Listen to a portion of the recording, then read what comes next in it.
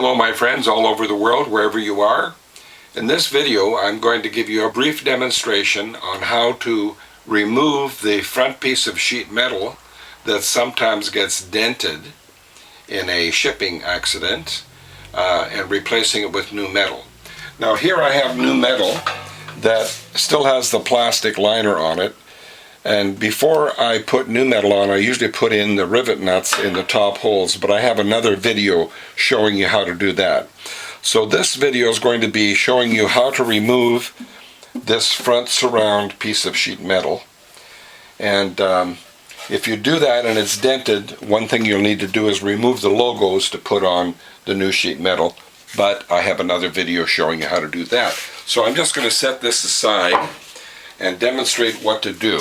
Now the first thing you're going to do is remove the lock nut at the top of the guide pin, and then remove it, and if it's stuck from juice you may need to have a pliers to loosen it, and then you take the guide pin out as I'm doing here, and then take out the press plate, set that aside. Now if you have your corner post caulked, which you should, the first thing you'll need to do is to slice the caulking to make it easier to remove the sheet metal. And I'm going to slice that around all four corner posts and around the round escutcheon.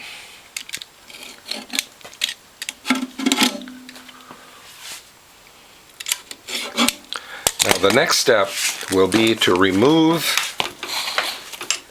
these two sheet metal screws, the one at the bottom and around here and in front. You do not need to remove the one at the top.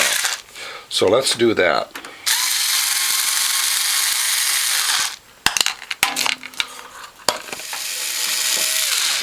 And the one screw down here and one in the lower left corner. Now I want to point out that the sheet metal is under the front cover of the motor, but let's show you that in the next step. So the first thing you're going to do is remove the cover, as I'm doing here. Set that aside. Make sure your hydraulic lever is horizontal, and then you're going to, at the front, come around here, you're going to pull this out from under there and then lift the sheet metal off,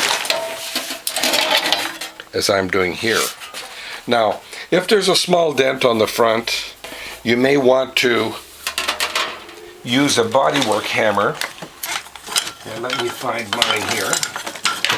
This is a special bodywork hammer that you can get at any auto parts store, and you can just tap out any small dents. Never pound, only tap. However, since this sheet metal is not dented, I'm just going to demonstrate how to replace it. So what you would do with your new metal, or replacing old metal after you've cleaned your juicer, is put it on again over the lever, behind the metal in the back, and make sure it's in front of that little ridge. And then around front, you're going to want to put it behind this metal, as I'm doing here.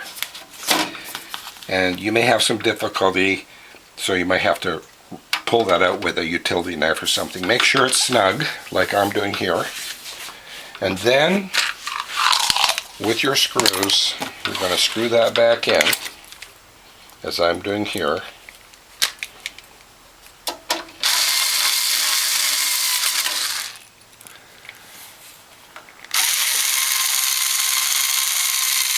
And then the left-hand corner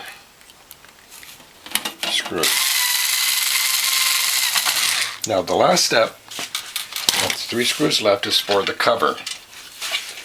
And you'll put that in, and then press that down, making sure the lip goes over the outside of the metal on all sides. And you may have some difficulty getting the metal around the escutcheon, but I have another video showing you how to do that.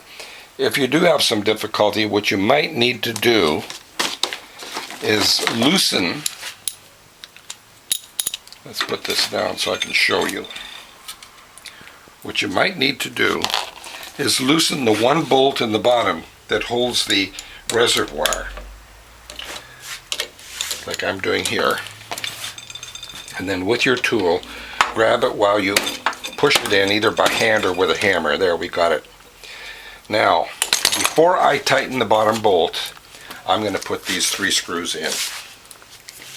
First the one in the front, then the one on the side. Push down so the holes line up. Let's put this up here.